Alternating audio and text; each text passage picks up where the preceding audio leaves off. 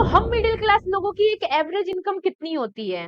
30,000, 40,000, 50,000, 70,000 या फिर 1,00,000। और इन कैटेगरी में भी जो 50,000 के ऊपर अर्निंग करते हैं वही ठीक तरीके से सरवाइव कर पाते हैं। उसके नीचे तो बस जो है घर चल पाता है, काम हो पाता है।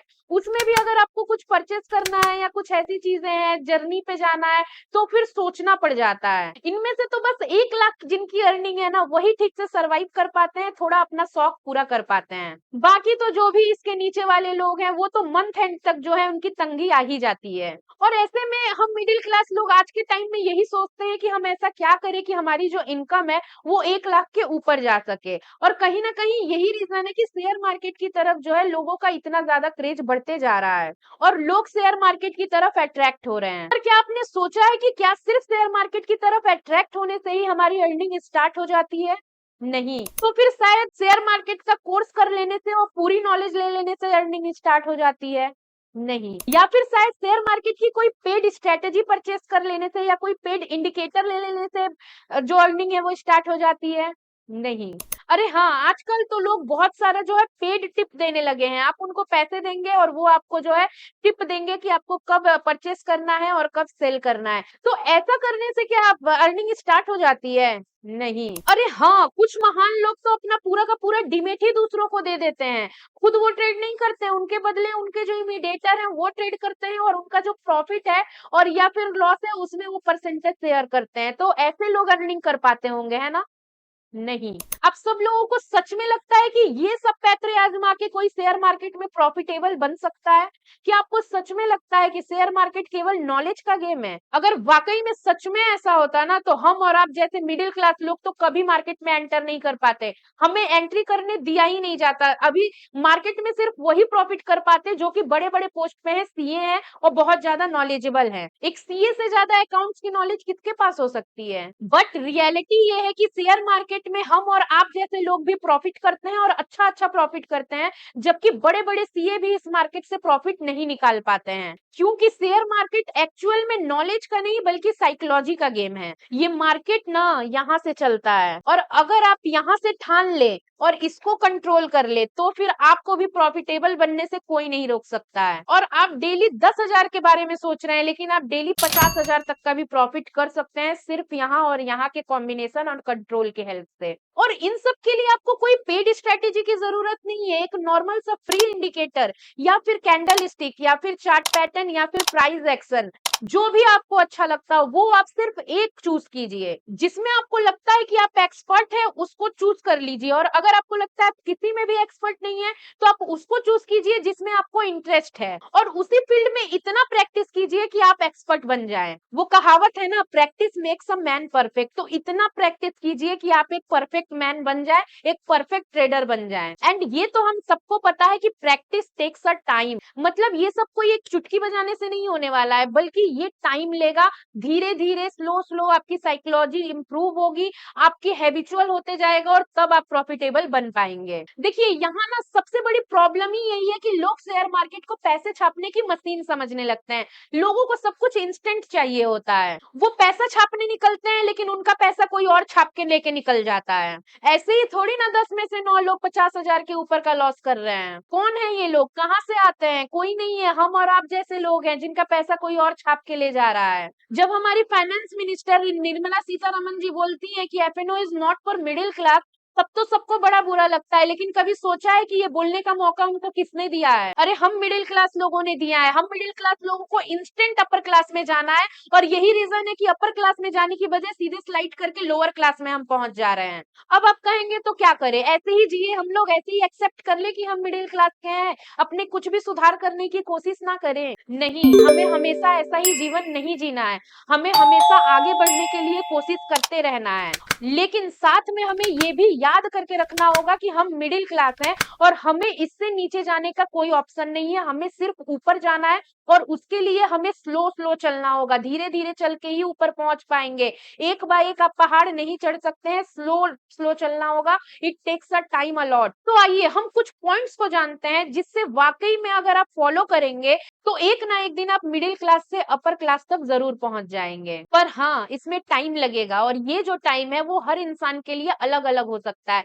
हो सकता है मुझे 5 साल लगे, बल्कि आप में से कोई केवल 2 साल में ही वो जर्नी पूरा कर ले, या फिर कोई और केवल 1 साल में ही वो जर्नी पूरा कर ले। तो ये टाइम इंसान टू इंसान जो है वैरी करने वाला है। तो आइए हम सब अपनी जर्नी को पूरा करने का सही तरीका देखते हैं। सबसे पहले तो हमें शेयर मार्केट को गैम्बलिंग या फिर पैसा छापने की मशीन नहीं समझना है, बल्कि हमें ये एक्सेप्ट करना होगा और जानना होगा कि शेयर मार्केट एक रिस्की बिजनेस है। बिजनेस भी है, लेकिन साथ ही साथ बहुत ज्यादा रिस्की भी है। नेक्स्ट, आपको ये पता होना चाहिए कि शेयर मार्केट में रिस्क कितना है, और उस रिस्क की वजह से आपकी लाइफ में और आपकी फैमिली की लाइफ में कितना बड़ा इम्पैक्ट आ सकता है। फिर इन सबको कैलकुलेट करके, एनालिसिस करके आपको उस नतीजे तक पहुंचना होगा कि आप कितना मार्केट में रिस्क लेंगे, जिससे कि आपकी फैमिली और आपके ऊपर कोई मेंटल और फिनेंशियल इम्पैक्ट ना पड़े। मैंने भी अपनी जर्नी में यही गलती की थी कि मैंने कैलकुलेट नहीं किया था कि मैं कितना रिस्क ले रही हूँ। तो फिर मैंने उस गलती को सुधारा भी है। अगर आपको मेरी ट्रेडिंग जर्नी के बारे में देखना है तो ये वाला वीडियो देख लीजिएगा।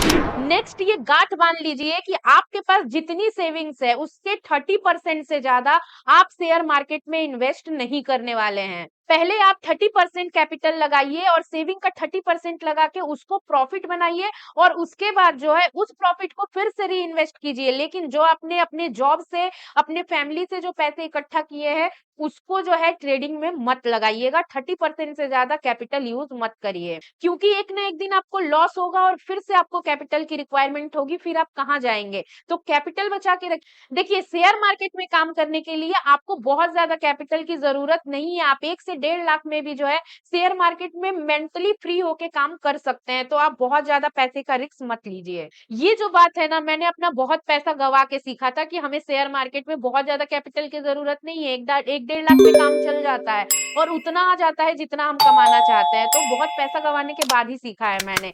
आप भी जितनी जल्दी इस बात को मान लेंगे, उतना आपकी ट्रेडिंग जर्नी जो है वो जल्दी पूरी हो जाएगी। खुद को दूसरों से बेहतर समझना बंद कीजिए। आज तो मार्केट बहुत अच्छा था, फिर भी उसने जो है लॉस किया है। मैं तो रहता तो मैं कभी लॉस नहीं करता। ये समझना बंद कीजिए, आप भी उसकी तरह ही हैं।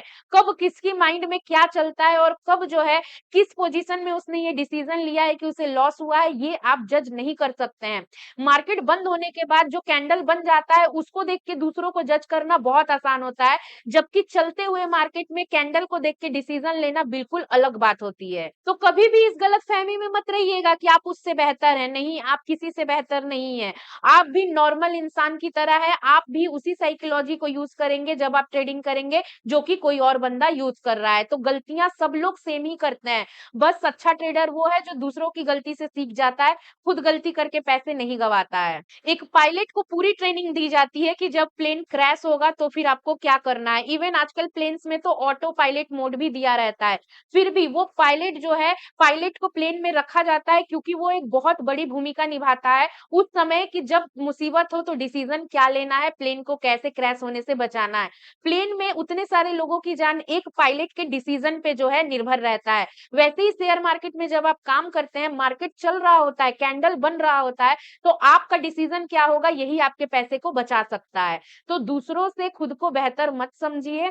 खुद आप क्या डिसीजन लेंगे, ये तभी आप जान पाएंगे जब आप उस पोजीशन में रहेंगे। बाकी तो पोजीशन बीतने के बाद, सब कुछ हो जाने के बाद ये जज करना कि अरे ऐसा हो जाता तो ये हो जाता, ये बहुत आसान होता है। नेक्स्ट पॉइंट की बात करें तो खुद को कभी भी मार्केट के ऊपर समझने की गलती मत कीजिएगा। मार्केट आपका पार्टनर नहीं है जिसको आप जैसे चाहें उस हिसाब से आप ट्रीट करेंगे, वैसे आप उसको चला लेंगे। नहीं, मार्केट आपका पार्टनर नहीं है बॉस। मार्केट के हिसाब से आपको आपको चलना होगा। मार्केट आपका बिग बॉस है, और मार्केट के साथ पंगा लेने का ख्याल तो यहाँ से निकाल देना। कभी मतलब दिल में भी मत लाना कि मार्केट से पंगा लेना है। आज मेरी एनालिसिस कह रही है कि मार्केट तो नीचे ही जाएगा, तो मैंने पूरा ट्रेड नीचे की तरफ लिया है, कुछ भी मैंने हेज नहीं किया है। क्यों? क्योंकि मुझे पता है ना मार्केट नीचे जाएगा। अच्छा, मार्केट नीचे जा रहा है, लेकिन अब मेरे मन में आ गया कि मार्केट यहाँ से रिवर्स हो सकता है, तो मैंने ऊपर का ट्रेड ले लिया।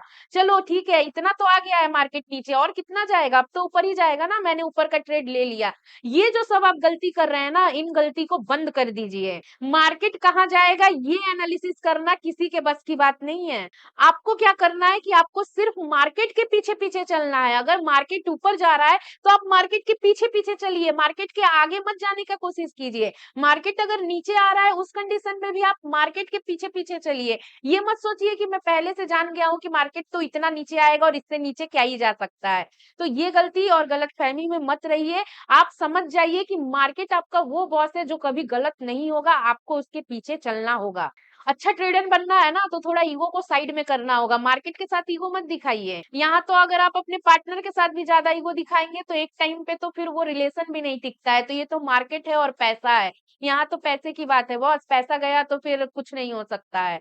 क्योंकि आप कुछ भी कह लीजिए, आज के जमाने में पैसा ही सबसे बड़ा राजा है। तो समझदार लोग ना अपने पार्टनर और शेयर मार्केट दोनों से कभी पंगा नहीं लेते हैं, बल्कि उनके हिसाब से अपने सिचुएशन को हैंडल करके चलते हैं और उसमें ही वो रास्ता निकालते हैं कि हमारा मन क्या है और हम कैसे जो है खुश रह सकते हैं और कैसे प्रॉफिट कर सकते हैं। वैसे आजकल मार्केट तो बड़ा अच्छा चल रहा है, निफ्टी में तो 100 पॉइंट बस ऐसे ही मिल जा रहा है और अब तो 75 का एक लॉट हो गया है। तो क्या करेंगे, अगर ऑप्शन बाइंग करनी है तो 75 और 200 रुपए का कोई इंदा मनी ले लेंगे, तो 200 इंटू 75 कितना हो गया, 15,000 का कैपिटल। मतलब अगर 2 लॉट से काम करेंगे तो कैपिटल चाहिए 30,000 का। अब प्रॉफिट कितना होगा, 75 का लॉट है, चलो मैं 100 पॉइंट का टारगेट नहीं लगाता हूँ, मैं 70 पॉइंट का 75 पॉइंट का टारगेट लगा देता हूँ। चलो मैं 70 पॉइंट का ही टारगेट लगा देता हूँ, तो 75 का लॉट है इंटू 70, 5,250 मैं कर रहा हूँ 2 लॉट से, तो मतलब 10,500 का प्रॉफिट मुझे डेली तो हो ही सकता है। मतलब मंथली हो गया लगभग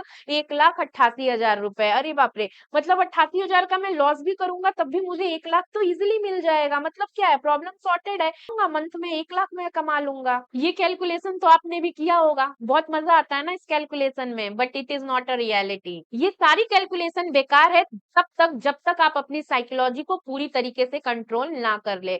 और साइकोलॉजी को कंट्रोल करना बड़े बड़े नागा साधुओं के भी बस की नहीं होती है। वो भी सालों साल तपस्या करते हैं तब जाके कहीं कुछ हद तक अपने माइंड को कंट्रोल कर पाते हैं। पूरा का पूरा कंट्रोल करना कोई भी नहीं कर पाएगा, वो सिर्फ भगवान ही कर सकते हैं। तो ऐसे बड़े बड़े कैलकुलेशन से बच के रहिए ताकि आप ओवर एक्साइटेड होके कोई भी गलत डिसीजन ना ले ले। क्योंकि ये जो कैलकुलेशन है ना, ये किताब में ही अच्छी लगती है, बट प्रैक्टिकली जब मार्केट चलता है तो फिर इसका कैलकुलेशन का और प्रैक्टिकल लाइफ का कोई भी मेलजोल नहीं बैठ पाता है। ऐसा नहीं है कि लोग अपनी साइकोलॉजी कंट्रोल नहीं कर सकते हैं, करते हैं, बहुत सारे लोग बहुत प्रॉफिट करते हैं, लेकिन उसमें भी समय लगता है और समय लगा है और वो कब लॉस करेंगे ये वो खुद भी नहीं बता सकते। यहाँ कोई भी भगवान नहीं है। तो हमें क्या करना होता है, हमें शेयर मार्केट में रिस्क को हमेशा ध्यान में रख के चलना होता है और क्या होता है, हमें हमेशा रिस्क मैनेजमेंट को फॉलो करके चलना होता है, तो ही हम जो है आगे प्रॉफिटेबल बन पाते हैं। नेक्स्ट जो आपको करना है वो ये है कि आपको किसी एक स्ट्रेटेजी को चुनना है। जैसा मैंने पहले ही बोला, कोई भी एक स्ट्रेटेजी हो, इंडिकेटर वाइज हो, प्राइस एक्शन वाइज हो, सपोर्ट रेजिस्टेंस वाइज हो या कैंडल स्टिक वाइज हो, चार्ट पैटर्न वाइज हो, जो भी आप एक्सपर्ट हो, जिसमें भी आप एक्सपर्ट हो, जिसमें भी आपको इंटरेस्ट हो, उसमें से कोई एक स्ट्रेटेजी को चुनिए। कोई पेड स्ट्रेटेजी की जरूरत नहीं है, एक स्ट्रेटेजी को चुनिए, उसका जो है उस स्ट्रेटेजी का बैक टेस्ट कीजिए। किसी एक इंडेक्स को चुन लीजिए, या तो निफ्टी चुन लीजिए, सेंसेक्स चुन लीजिए, बैंकेस चुन लीजिए, जो भी इंडेक्स चुनना है, केवल एक इंडेक्स को चुनिए। आप हर एक्सपायरी में अलग अलग चेंज मत कीजिए, एक इंडेक्स के राजा बनिए। आप हर जगह जो है जाने की जरूरत नहीं है। आपको नहीं पता है कौन से इंडेक्स में कब कितना मूव आएगा, नहीं, आप एक इंडेक्स चुनिए, एक स्ट्रेटेजी चुनिए, उस इंडेक्स पे उस स्ट्रेटेजी को कम से कम 3 साल का बैक टेस्ट कीजिए। बैक टेस्ट करने से जो कॉन्फिडेंस आपके मन में आएगा, आपको पता चलेगा कि जो आप स्ट्रेटेजी चुन रहे हैं उसका सक्सेस परसेंटेज कितना है, कितना वो प्रॉफिट दे सकता है, कितना कैपिटल पे कितना रिस्क आपको लेना पड़ेगा। ये सब जो आप चुन के 3 साल का जब बैक टेस्ट कर लेंगे, आपके मन में इतना कॉन्फिडेंस बिल्डअप हो जाएगा और साथ ही साथ आप चार्ट के इतने एक्सपर्ट हो जाएंगे कि आप लाइव मार्केट में भी कॉन्फिडेंस के साथ ट्रेड कर पाएंगे। तब जाके आपकी ट्रेडिंग जर्नी का मुकाबला शायद कोई ना ही कर पाए, क्योंकि सिर्फ बात 3 साल की नहीं है। जब आप लाइव चार्ट देखते हैं प्लस जब आप फास्ट के चार्ट देखते हैं, दोनों को मिला के जो आपका एक्सपीरियंस बनता है ना, वो बहुत आपकी ट्रेडिंग जर्नी में हेल्प करने वाला है। और इतना मेहनत तो आपको करना ही पड़ेगा।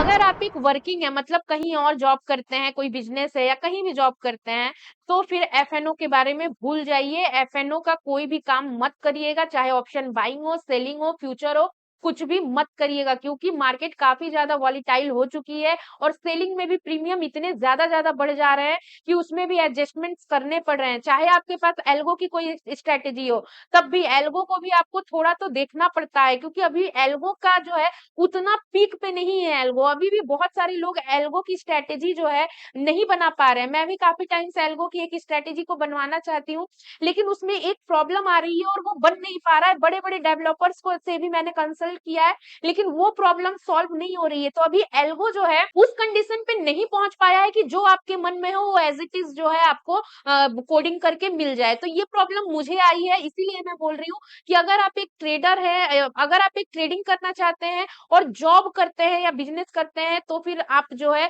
एफएनओ में रिस्क मत लीजिए। उसके बदले आप आईपीओ इन्वेस्टमेंट कर सकते हैं, स्विंग ट्रेडिंग कर सकते हैं, उसमें भी रिटर्न आपको काफी अच्छे मिल जाते हैं। लेकिन अगर आप एफएनओ में जाएंगे, आप स्क्रीन पे टाइम नहीं दे पाएंगे, तो at the end of the day आपको लॉस होने का खतरा बना रहेगा। नेक्स्ट, आपको जो मोस्ट इंपॉर्टेंट चीज करनी है, वो मुझे लगता है कि आपको अपने साइकोलॉजी पे काम करना होगा। आप क्या कीजिए, रोज स्क्रीन टाइम दीजिए, रोज स्क्रीन पे चार्ट को चलते हुए देखिए, रोज जो है लाइव ट्रेडिंग कीजिए।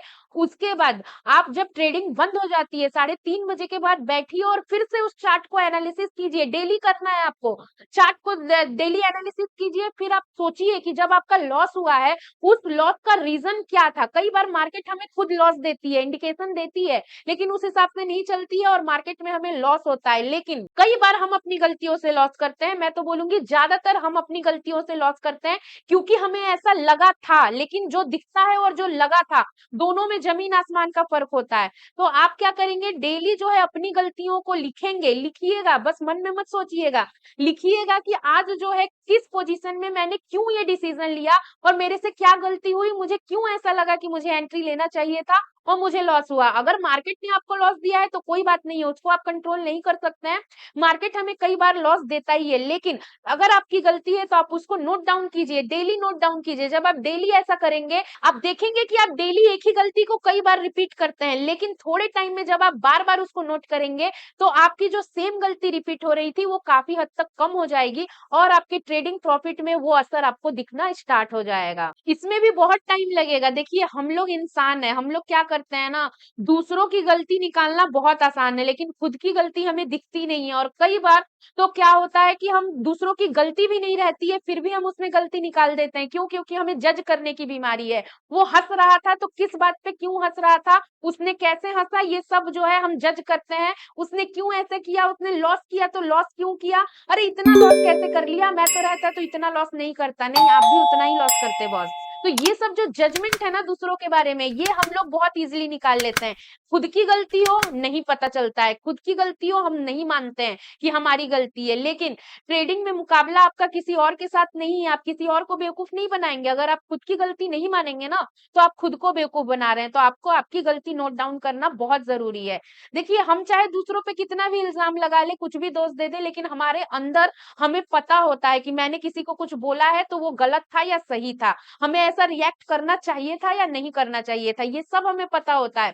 और हम अपनी लाइफ में भी इस चीज को सुधारने की कोशिश तो करते ही हैं। कई बार हम दूसरों पे जब बेवजह चिल्ला देते हैं तो बाद में रिग्रेट होता है, और अगली बार जो है हम ध्यान देते हैं कि अरे हमें नहीं चिल्लाना चाहिए था। फिर क्या होता है, कुछ दिन बाद भूल जाते हैं, फिर से वही गलती करते हैं। लेकिन अगर आप उसको नोट डाउन करेंगे और बार बार उसको नोट डाउन करेंगे, तो आप देखेंगे अरे मैं एक ही गलती कितने बार करता हूँ यार। एक टाइम ऐसा आएगा जब आपका माइंड बोलेगा कि नहीं बस अब मैं ये गलती रिपीट नहीं करूंगा, बहुत ज्यादा हो रहा है। तो यही सेम चीज आपकी जो है ट्रेडिंग में भी लागू होती है। तो आप ट्रेडिंग के साथ भी ऐसा ही कीजिए, डेली चार्ट को एनालिसिस कीजिए और उसके बाद जो है अपनी गलती को नोट डाउन करिए। दूसरों की, जब आप ट्रेडिंग में अपने आप को सुधार लेंगे ना, तो आप देखेंगे आप रियल लाइफ में भी एक अच्छे इंसान बनेंगे। आप अपनी गलतियों से सीखेंगे और दूसरों पे इल्जाम कम लगाएंगे। तो एक अच्छा इंसान भी बनना है, प्लस अच्छा ट्रेडर भी बनना है। जब आप एक अच्छे ट्रेडर बनेंगे तो कई चीजें अपने आप में भी जो है आपके बिहेवियर में भी बदलाव आ जाता है। तो इस पॉइंट को जरूर नोट कीजिएगा और इसको जरूर अपने लाइफ में फॉलो कीजिएगा।